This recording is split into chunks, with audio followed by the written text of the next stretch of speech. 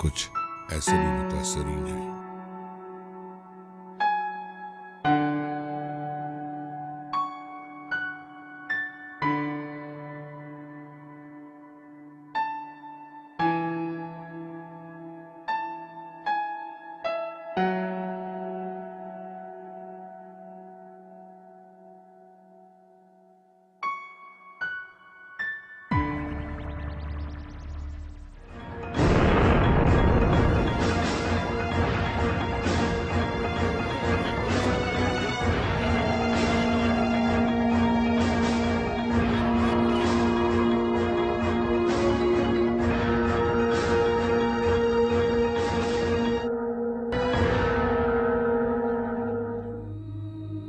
पाकिस्तान में खुदकुश हमले अब एक आम सी बात लगती है, लेकिन अगर हम इन दहशतगर्द हमलों में हलाक या जख्मी होने वालों के खानदानों की हालत जार का जायजा लें तो इंसानी रूह कांप जाए।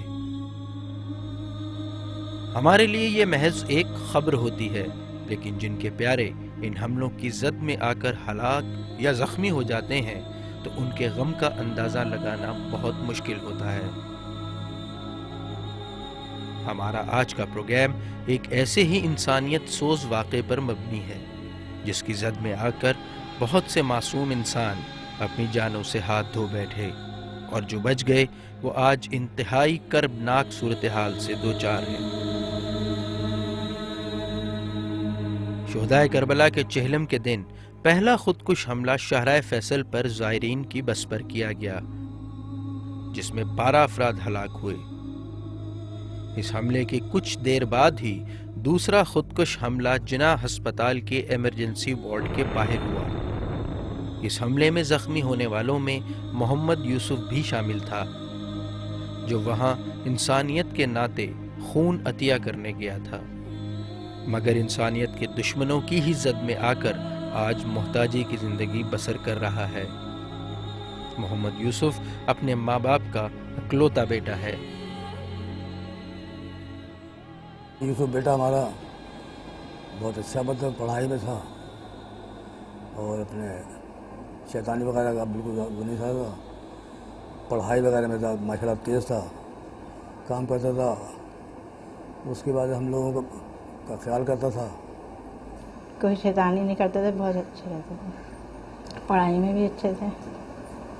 घर वालों के साथ जो है वो बहुत नरमी से पेश आते हैं, क्योंकि सब में बड़े यही हैं, अपनी बहनों से माँ से शफ़क़त रखते हैं और ख्याल रखते हैं। बहुत गुस्सा नहीं आता, सबसे सबका ख्याल करता है, बहुत अच्छा है ये। बहुत जीनियस बच्चा है, समझदार, समझता हर बात को। किसी का भी सुनता था फ़ौरन चले जाता था अस्पताल, सारी सारी रात वहीं रहता था। एक फ़ोन करता था, मैं मम्मी जा रहा हूँ। जहाँ तकरीबन 8 साल पहले काम किया था, वहाँ के लोग मतलब ये देखने आते थे इनको और कहते कि इनका अखलाक वगैरह जो है इतना अच्छा है कि दिल चाहता है। मतलब 7 बहनों का एक ही भाई है। बाप शिपी यार्ड में थे, उनको रिटायरमेंट हो चुका, लेकिन वो भी हिम्मत से कॉन्ट्रैक्ट बेसिस पे जा रहे हैं। अब मगर यह है कि उसकी बीमारी की वजह से नहीं जा पाता। उनकी तबीयत की ख़राबी की वजह से कभी जाता हूँ, कभी नहीं जाता हूँ। कॉन्ट्रैक्ट का मतलब ये है कि जाओगे तो दिहाड़ी मिलेगी, नहीं जाओगे तो पैसे मिलेंगे नहीं। बस सुबह उठे थे, नाश्ता थोड़ा सा करा, फिर चले गए। ये वहाँ जुलूस में गए, जुलूस से आन के फिर फ़ोन आया था इसका 5 मिनट पहले। मैं जिना अस्पताल में आ गया फ़ोन देने के लिए। उसके बाद फ़ोन बंद हुआ तो फिर थोड़ी देर के बाद बहन का फ़ोन आया, कहने अम्मी जिला अस्पताल में बम धमाका हो गया।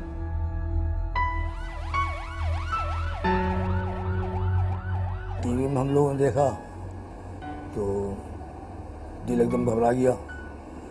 फिर हमने फ़ोन करा तो इनका मोबाइल जो था इनके दोस्त के पास कदम भी है वो, तो उनसे बात करी।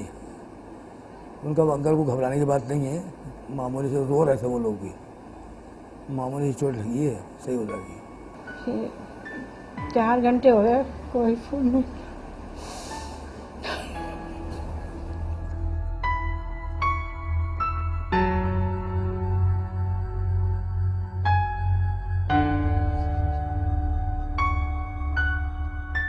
और जिस वक्त ये बम धमाका हुआ इसकी इत्तला मिली, ये वहाँ से जिन्हों में गया, वहाँ से ट्रांसफ़र किया। फिर रात को ये आगा खान में चले गए, फिर वहाँ ऑपरेशन ये सब। शाम को हम लियाकत अस्पताल गए देखने के लिए, मालूमात करने के बाद फिर सुबह को यहाँ से फिर गए तो मालूम है रात तब्दील हो गई आगा खान में।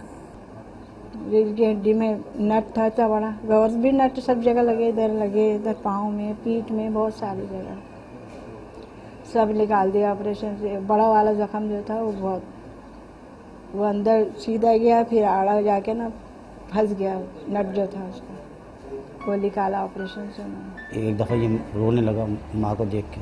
मैंने कहा तुम्हें व्हील पावर की ज़रूरत है, अगर तुम इनके सामने रोने लगे तो फिर इनका क्या हाल होगा। वहाँ मतलब ये तकरीबन 30-31 दिन रहे वहाँ पे, उसके बाद में रिलीज़ कर दिया उनको। अस्पताल में बहुत हिम्मत वाले थे, ऑपरेशन सब हो गए, कोई नहीं, पट्टी होती थी, इतना बड़ा जख्म था ये पीछे वाला, तो उन्होंने पट्टी करी, इतना चले आता था अंदर जैसे, बहुत वो कभी चीखे नहीं, चिल्लाए नहीं। अभी पता नहीं क्या कमज़ोर हो गए क्या, वो बुखार में जो इंजेक्शन लगे ना उसके वजह से बहुत ही। अब आज तो सही नहीं है माशाल्लाह, नहीं तो सारा दिन हो जाता है। कल तो शोर मचा रहा था बहुत, कहता बस मुझे नीचे उतार के खड़ा कर दें, मैं गिर जाऊंगा, बहुत परेशान था। ये अपने आप को झंझोड़ रहा था, मैंने इसको समझाया, कह रहा चाचा मैं यूँ नहीं कर रहा, अपनी तरफ से नहीं कर रहा, ये मेरे अंदर से, यानी मतलब एक हौल उठता है, मुझे घबराहट होती है, हो सकता है कि दवाइयों की गर्मी।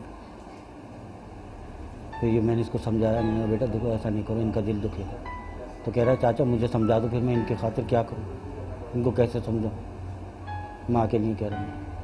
मगर जब से इसका एक्सीडेंट हुआ बहुत कुछ